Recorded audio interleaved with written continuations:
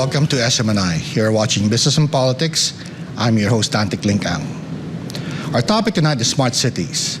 They are important because qualifying a city as smart involves optimizing the administration, pursuing sustainable development, and uplifting the quality of life of residents through technology and data analysis.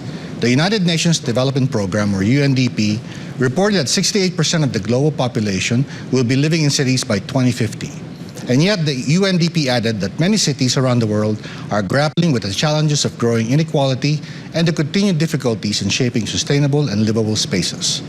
To discuss these challenges and the solutions offered by smart cities, we have invited Dr. Nathaniel von Einsiedelel, who is also known as Dinky to his friends. He is a multi-awarded Filipino architect and an environmental planner, and he's accredited by the United Nations, the World Bank, and the Asian Development Bank as an urban development and management specialist. He was the Commissioner for Planning of Metro Manila from 1979 to 1989, and up to 2003, he was the Regional Director for Asia Pacific of the United Nations Urban Management Program. He has contributed to a number of government policies and programs in the field of low-income housing, environmental planning, and urban management. He has also undertaken many projects relating to sustainable development, disaster risk reduction management, and climate change mitigation and adaptation. We'll ask Dr. von Einsiedelel, how do we future-proof our urban centers and transform them into smart cities?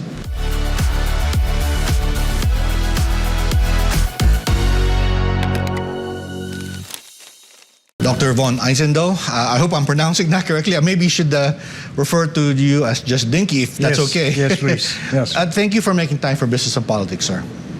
Well, thank you for inviting me. Well, you know, when I saw you at the Manila Times Sustainable Forum, you were giving a talk on sustainable, smart cities and talking about sustainability and the other aspects of that. I felt that, as I said then, that we were just scratching the surface of a very complicated subject matter. So maybe before we start, maybe we should understand first, from a technical sample, what qualifies as a smart city? Okay, well, a smart city is a territory where it doesn't have to be a city. It can be a municipality. Okay.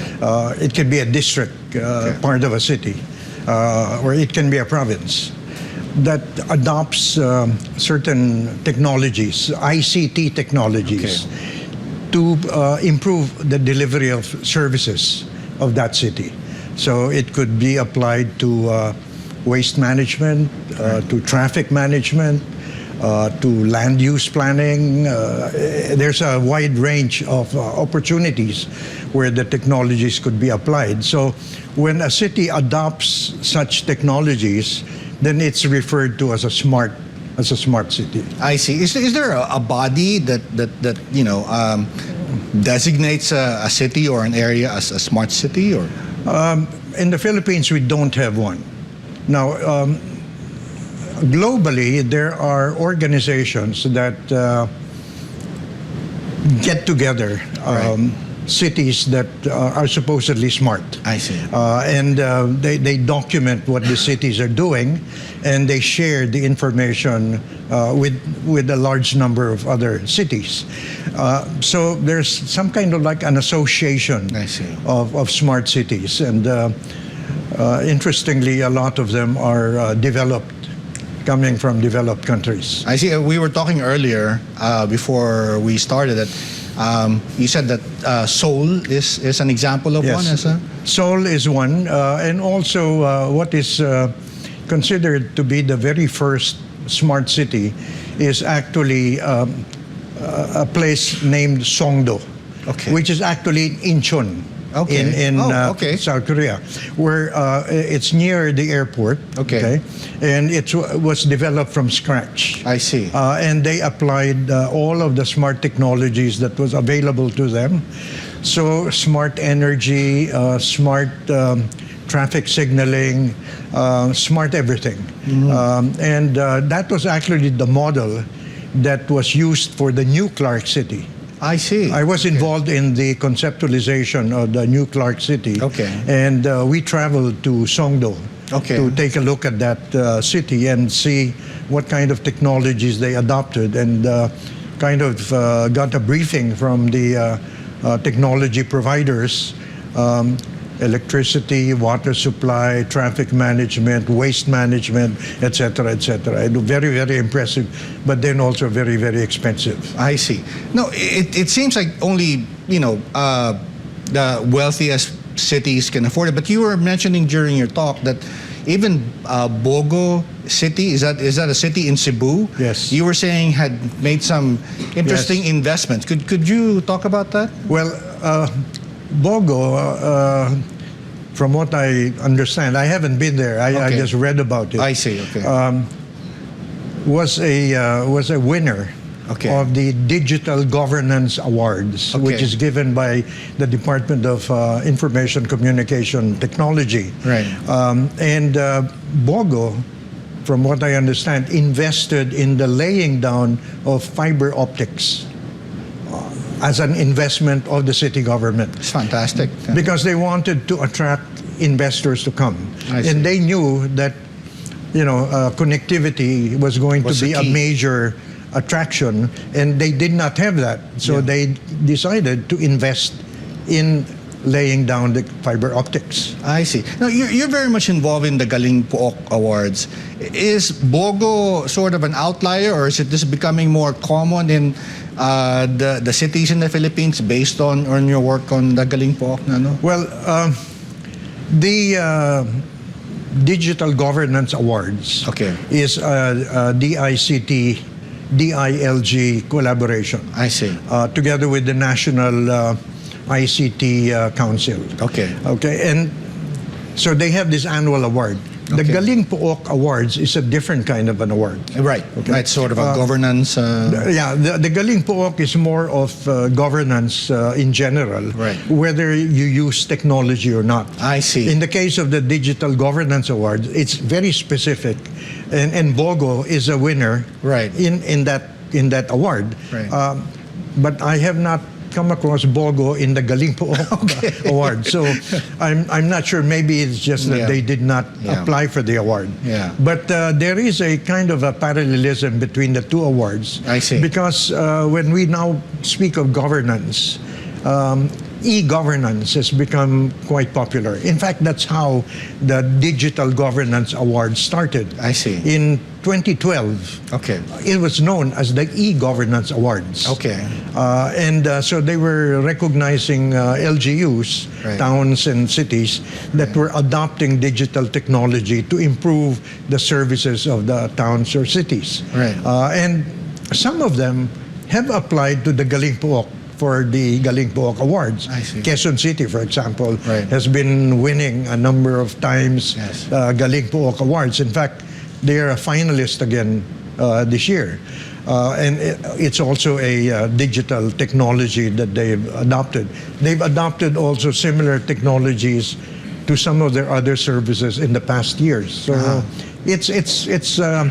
it's becoming quite popular, the Right. adoption of smart technologies. Right. And it's interesting that you mentioned the governance aspect of it, because we were talking earlier that there's a convergence, isn't there, about in pursuing smart city technologies and fighting corruption, right? Because there's virtually no, I suppose, personal contact anymore. It's all done online. Can That's right. I mean, one of the reasons or the rationale for the promotion of e-governance Right. is to promote contactless Transactions. transactions, so that people can do applications online. They don't need to go to the office. As you know, previously people go to an office and then you get fixers and to do things for you. By adopting a digital technology and doing things online, you avoid that kind of a person-to-person transaction. Now, the thing is, there also is some difficulty involved when the number of documents that are required need to be complied with. Mm-hmm. So, for example, if you're applying for a building permit, for example, where you need to submit plans, Right. It can get pretty complicated. Sure. Because if there are questions about the plans, Sure. it's not that easy to do it online. Sure. it's very tedious when you have to go through the details of a building, for example, and you find that a particular aspect of the air conditioning system or the plumbing system is not up to standard. It's not that easy to do the transactions online. So there are also limitations to it. I see. Now, are we far away from maybe having smart cities like Incheon? I know you said you work with Clark. That's a possible area. You mentioned Quezon City, and I think also you mentioned Makati during your talk at the Manila Times. Yes, well, we're moving in that direction. Okay, more and more cities, our Philippine cities, are adopting smart technologies, but insofar as really becoming a smart city in the complete sense of the word, I would say we're still a little bit far off. I would, as I mentioned in my presentation also the last time, I consider Rio de Janeiro as a smart city. Okay, they have 24/7 surveillance of the city with 500 employees monitoring what's happening in real time. Okay, and they provide the services in such a wide range of areas, from health, predictive policing, disaster prevention, emergency. Everything that you need to run. Everything that you would expect a city to do. They have the technology, they have the control system, they have all the screens, they have all the maps, they have all the data, and one click and everything comes up. So the decision making becomes speedier and it's data based. And this is what I think a smart city should be. Now, the cities that have won the Digital Governance Awards have been kind of very concentrated on very specific areas of service. Like, for example, safe vaccination. I mean, it's a very focused kind of service, and it addresses the services of one hospital. So okay, so it's a smart city technology, but it has a very limited kind of application. So that's why I was saying we're a little bit still far off from what I would think to be a comprehensive kind of smart city application. That's interesting. So, Sir Dinky, we'll just take a quick break. You're watching Business and Politics. We'll be right back.